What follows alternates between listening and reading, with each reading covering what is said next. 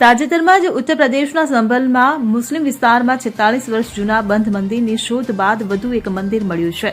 અહીં દબાણ દૂર કરતી વખતે પોલીસને આ મંદિર ગાઢ વસ્તીમાંથી મળી આવ્યું છે, જે બાદ મંદિર વિસ્તારમાં મોટી સંખ્યામાં પોલીસ દળ તૈનાત છે.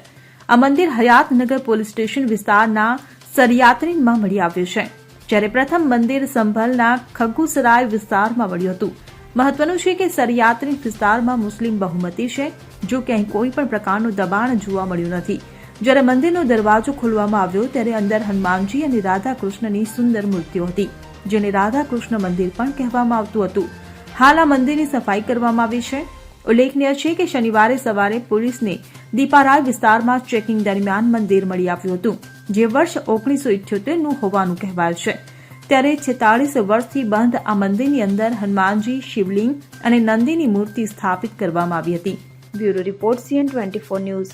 હવે જુઓ દેશ દુનિયાની તમામ ખબરો તમારી આંગળીના ટેરવે. ઉઠાવો મોબાઈલ અને Google Play Store પરથી ડાઉનલોડ કરો અમારી CN24 ન્યૂઝ મોબાઈલ એપ.